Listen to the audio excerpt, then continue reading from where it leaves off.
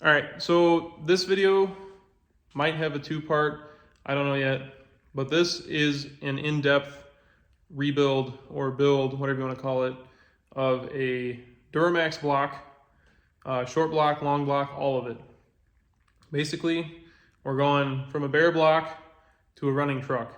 So I'm going to do a complete in-depth video of it, what you need to know before you even buy parts, what services you have to do, all that stuff.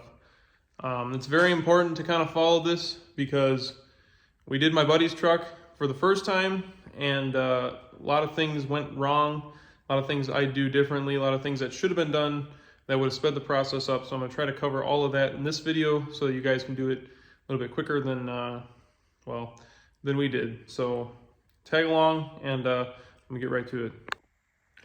So this should cover 2001 to 2016 LB7, LLY, LBZ, LMM, and LML Duramaxes.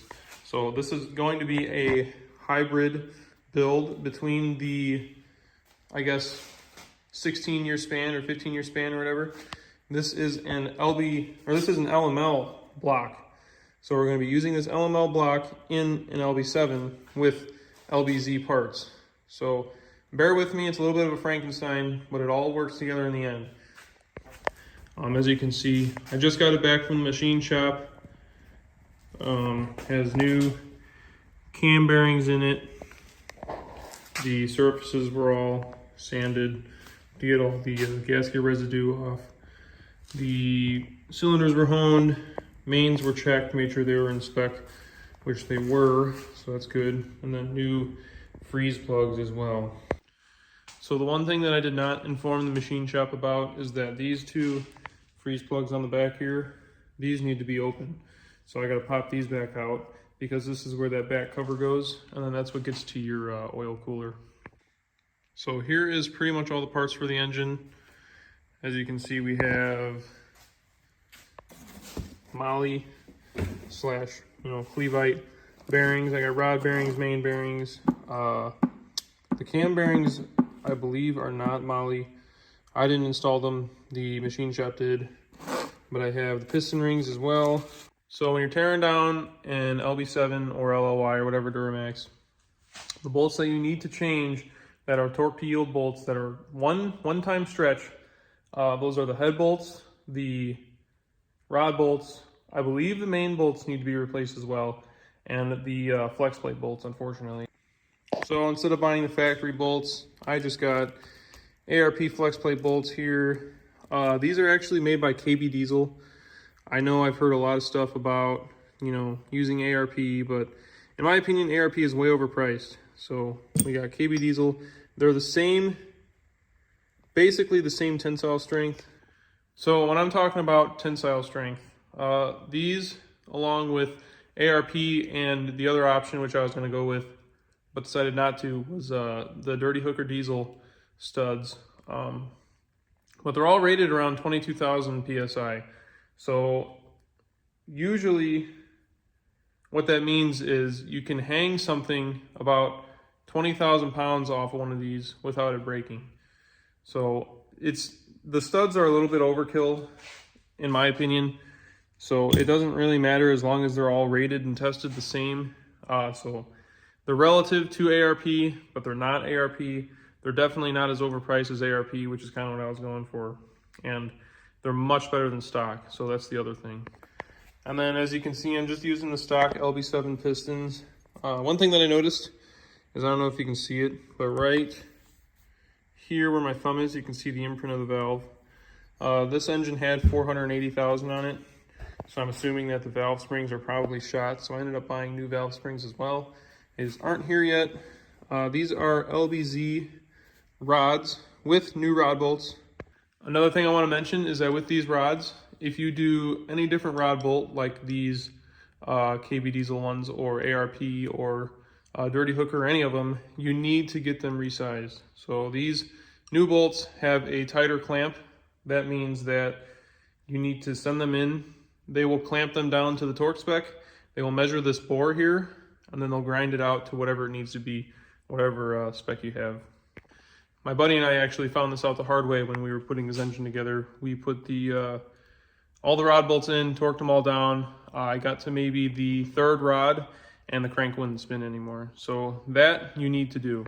Now the other thing that I've been told is that when you do studs on your mains, you need to get the mains line honed. Basically what that does is when you clamp it down, you want the surfaces like straight through. So you want it 100% straight so that the crank spins freely and that the bearings don't bind or anything like that. Now the machine shop that I went to, they said that they don't do that, and the reason for that is because everything is gear driven, and so they don't want to start messing with the gear mesh and how they line up and all that. So they didn't do it. We didn't do it on my buddy's engine. His seems to be just fine, so we're going to do the same on this one and kind of see how that goes. Another thing you want to buy when you're doing this is an oil cooler rebuild. They don't come with the moly gasket kit that I bought, so I bought this one separately. You want to do this because you definitely don't want coolant in your oil or oil in your coolant when you put a new motor together. And then the cam that I'm going to be using, this is an LBZ camshaft. I was just told that they're better than LB7. Don't quote me on that because I really don't know. This is the LBZ tone ring on the cam gear here. So this has to be pulled off, and I'm going to be putting the LB7 back on it. And then another upgrade that I'm going to do for this engine is the pinned oil pump. I would have went with the Dirty Hooker because I think I've heard a lot better things about them than I have the Waggler. This is actually a Waggler pump. So on your factory oil pumps, this nut that holds this gear in is the only thing that keeps the gear from spinning on the shaft.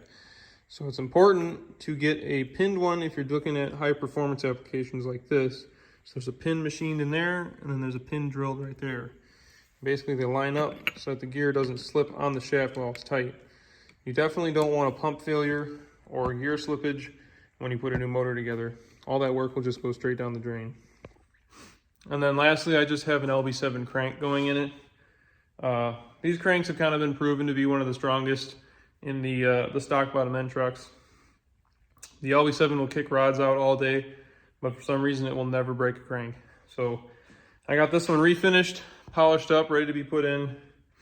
So it should be a pretty strong stock bottom end motor.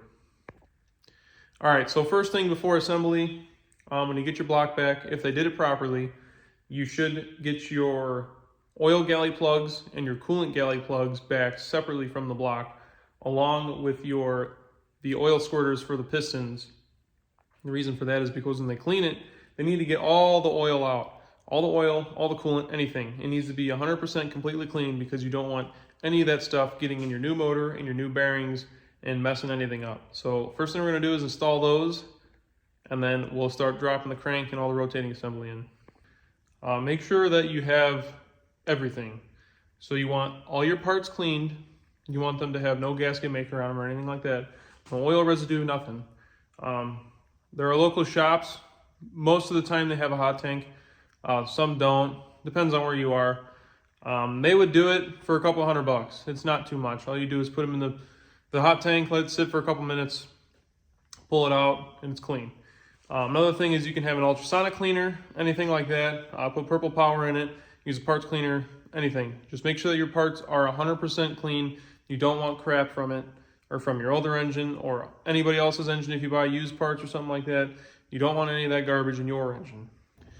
You also want to make sure that you have an inch-pound and a foot-pound torque wrench. Reason for this is because you don't want to under-torque or over-torque any of the things in the motor.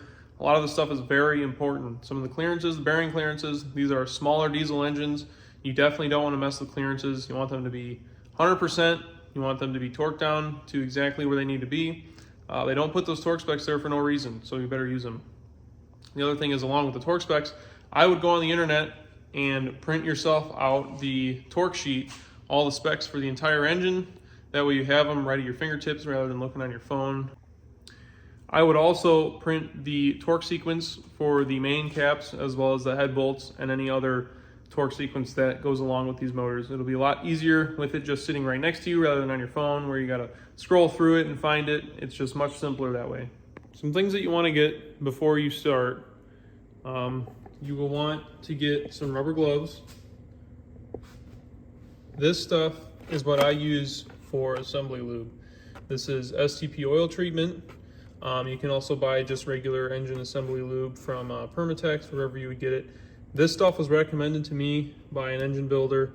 It's very thick viscosity. This prevents dry starts on your bearings and all that other stuff. Permatex red Loctite here. You want some of this? Your super lube or something equivalent. This is like a silicone grease or dielectric grease. This is for your O-rings when you do your injectors, because you want this stuff, or actually I've heard of Vaseline. You can use Vaseline on those O-rings as well. Some ATF. This will be used on your piston rings when you slide your pistons in. I said rubber gloves, definitely some shop rags. And then this is my Sure Shot here. This is full of brake clean. You can also just buy brake clean by the can, but you definitely want some brake clean to clean up those gasket surfaces when you're ready to put your gasket maker on. And then the other thing is gasket maker. So when I bought my Molle kit, the gasket kit, it came with Molle gasket maker. Usually that gray stuff, the gray Permatex stuff, works really, really well. All right, so these are your galley plugs here. These are for your oil, these 5, and then these 2 are for your coolant. As you can see, these oil galleys do not have a crush washer. They are with they have a lip there that you put a sealant or thread locker on, and that'll seal against the block, sort of how the injector cups seal in the heads. These have a crush washer on them. Make sure that you take the old ones off before you put the new ones on. You do not want to double stack your crush washers. Here are the check valves. These are not banjo bolts. These are check valves for the oil squirters. So if you break one off, or if you mess up the threads and you need to get a new one, or you simply don't have one, you need to order them specifically for the squirters. As you can see, there is a check ball in there. This is not just a regular banjo bolt, this is a check ball. So you need that specific one for the squirters for the pistons. And then these 2, so this is the LB7 2001 and 2002 oil pressure sensor. This one is the LML oil pressure sensor. As you can see, they are not the same thread. This is a much bigger thread than this one. So what you need to do is go on Dirty Hook or Diesel, and they have an adapter for the LB7 to LML block for the oil pressure sensor. And then as you can see, this is for, like I said, 2001 and 2002. 2003 and up are going to have a different sensor as well. Same thread pitch, that you're going to need the same adapter, just a different sensor. So in case you did not know how the oiling system works on these blocks, this is where your oil cooler sits. This is on the driver's side. So this here is where your oil comes in from the pump. So it picks it up from the pan right here, pumps it in. Your pump is mounted up here. Right here is your port that your pump pushes it through all the way to here. Then it gets filtered, cooled, then it gets put through here. And this runs with all of these galley holes. So these are where your plugs go. This is where your oil pressure sensor goes. And then these galleys run inside these mains. As you can see down there, there's another hole. That is your cam bearing lube. And then your crank, obviously, right here.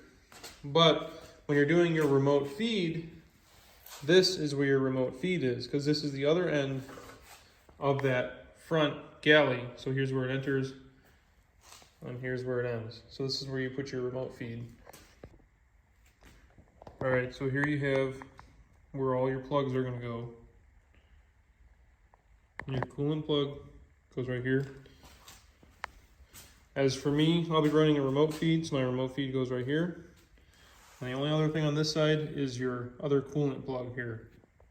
And then I should note that this is the back of the motor. So your dowels here for your mains are on your back.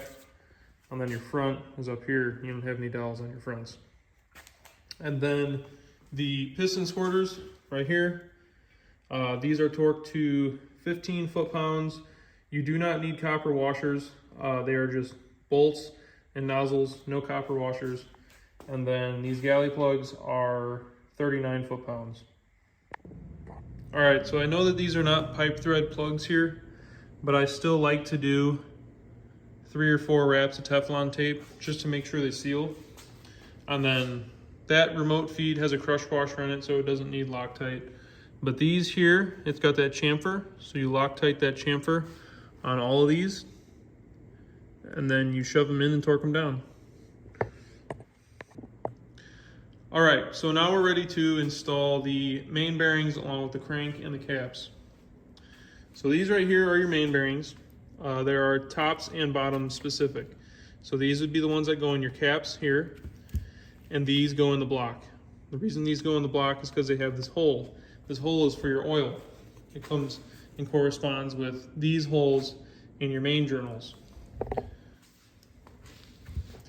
Now it's very important that you wear gloves when you're installing these. You don't want the oils from your fingers touching the tops of the bearings. This kind of just, it contaminates it. So be careful and make sure you wear gloves. So with these bearings, there's a notch in the block here that corresponds with the notch on the bearing. It's pretty fail-safe. You really can't mess this up. So as you can see, all of these are in.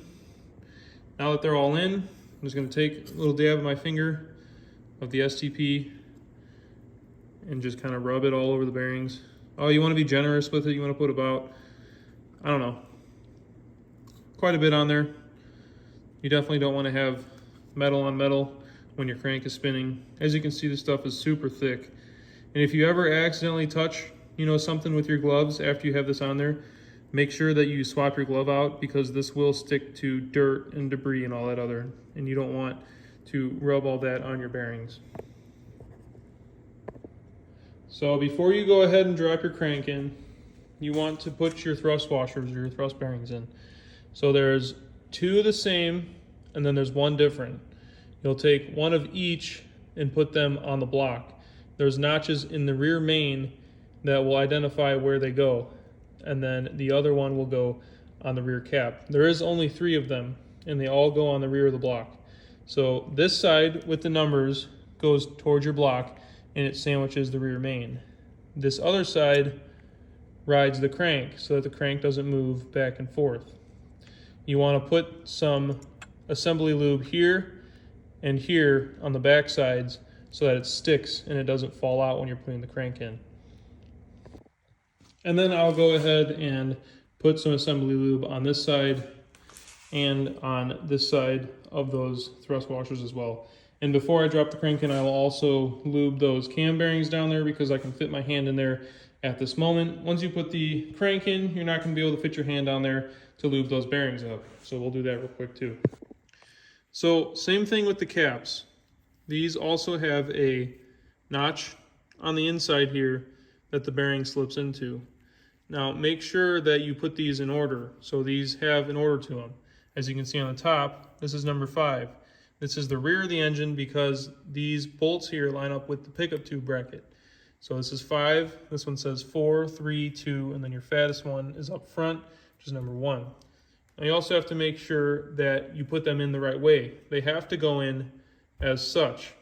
This little nub here lines up with this little nub here. This is on the passenger side, which has the block heater port. They will all line up the same. So this notch needs to be on the block heater side on all of these, or else they will not line up. This is the rearmost main cap of the engine. So as you can see, this is where your last thrust washer goes. It goes on this side here that has that little step. As you can see on the other side, there's no step. So you do not get a thrust washer on the other side. It is just on this last side here. Now when you're installing these, it's going to be a little bit of a tight fit, so you might want to get a mallet. You definitely want to make sure that your mallet is clean so that you're not knocking garbage into the motor. All the mains are in. Now it's time to install the main studs. You may find that these holes don't line up exactly with the threads down there. What you can do is you can use a flathead screwdriver and kind of maneuver it around in here, kind of either push it forward or push it backwards. You might find it useful to do it on both sides at once. That way you can push it all the way forward or backward or however you need it. But basically what I'm going to be doing is The way you install studs, it's just same way you do head studs.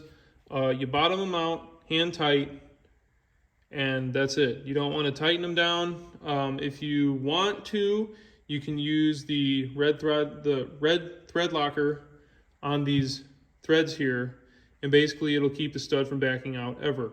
So that's for permanent studs. I'm not going to be doing that, but you have the option to. And then of course, for ease of installation, I'm going to add a little bit of that thread lubricant that they include with the studs. It's never a bad idea to do a little bit of that. You don't want to douse it, just a little bit goes a long way. So I have it all started. All of the studs are bottomed out. I put a little bit of lubricant on the bottom of each of these washers and on the bottom of each of these nuts. That way you get a little bit smoother of a torque when you torque them down. Now when you do these side bolts, I'm going to do them before I torque the main bolts down. I'm not going to torque them down, but I'm going to snug them in there. That way I know that those mains are lined up correctly and they're not shifted at all. So when you're doing these side bolts, if you have factory bolts, if you're using factory bolts, you want to go ahead and apply a little bit of thread locker or sealant on the bottom here. The reason for this is because oil could leak out of these spots here on the side of the block. So you want to put a little bit there. If you have hardened ones like these, or like the KB diesel or the ARP, or whatever you're using, they come with washers. Factory ones don't come with washers. But these ones, you do not need to use any sealant. But as you can see, there is a chamfer on one side. You want that chamfer facing outward. So you want the bolt to slide in through the chamfered side. So now that the side bolts are in for your main caps, I just do this, like I said, to keep it square when I torque it down. We're ready to torque these main studs. So if you're running factory main bolts, your torque spec is going to be 72 foot-pounds on the first pass, 97 foot-pounds on the second pass, and under that scribble mark it says 30 degrees. But since we're doing studs, I'm going to be doing 175. This is what's recommended by the stud manufacturer. So the torque sequence in which you want to do this is you want to start at the center main. So you're going to go 1, 2, 3, 4, 5, 6, 7, 8, 9, 10. It's basically like one big circle, and you do that 3 times until they're torqued. Next, after you have those torqued, you're going to end up doing these side bolts. Now, if you're running a factory side bolt, it's going to be 52 foot-pounds. That's what's underneath that scribble mark. Now, mine say to do 90, so we're going to go ahead and torque all the top bolts down for the main caps, and then these side ones are going to be 90 foot-pounds. All right, so the mains are all torqued. Top bolts, side bolts, everything's done. Now, it's very important to make sure that it spins. You do not want to continue if your crank does not spin. If it doesn't spin, then there's either something wrong with how you put it together, or there's something binding and you need to get it rechecked. So, best way to do it, get your flex plate. You don't have to put the bolts in it. It lines right up. Take it, you can spin it. Super easy. There should be very little resistance in there. So I'm good to go. I'm going to start assembling the rods with the pistons, put the rings on the pistons, we're going to throw them in. So actually, before I get to the pistons and the rods, I am going to put that rear cover on. You can put the rear cover on as soon as you get the crank torqued down. There's nothing else that needs to go on the back. As you can see, I popped these 2 freeze plugs out, ones that weren't supposed to be there. There's going to be an O-ring that goes inside of your rear cover. I'm going to have to clean mine out because I had to sandblast and powder coat it, but that's no big deal. You want to make sure that your gasket surfaces are 100% clean, and then you're going to apply your gasket maker on there. And after that, you want to let it set up for about an hour or so. You just want to thread the bolts in there, like hand tight. You don't want it super tight. Otherwise, you're just going to push all the gasket maker out. And then after an hour, you can torque them down and it'll be perfect. You don't have to put a super thick bead of silicone around here. Just you need full coverage, a nice layer. And these 2 holes here, this one and this one, there is an O-ring that goes in there. That would be these. what you want to do is put a little dab on either side here and then stick it there. That way it stays there when you put the cover on, it doesn't slip out. You don't need to worry about putting the rear main in or the front main seal. Those will be put on after the engine is completely together because there are certain depths that those need to be at. So we're not going to worry about that yet. We're going to silicone it up, slap it on the motor, shove the bolts in there, and let it set up for an hour. All right, so the bolts are all hand tight. We're going to let it set up for about an hour. You shouldn't need to worry about alignment. There are alignment dowels in the block or in the cover. Make sure that they are there. There will be one on this side and there will be one on this side, right in this general location here. It is very crucial that those are in there and that they line up because that surface needs to be elevated to the same height as this because your oil pan seals on both this part of the block and this part of the rear cover. So you want that to be the exact same height. So while that's setting up, we're going to go ahead and start installing the pistons on the rods. I'm going to show you guys how to make sure that they're in the right configuration. That way the oil squirters are squirting in the right position and you're not hitting anything.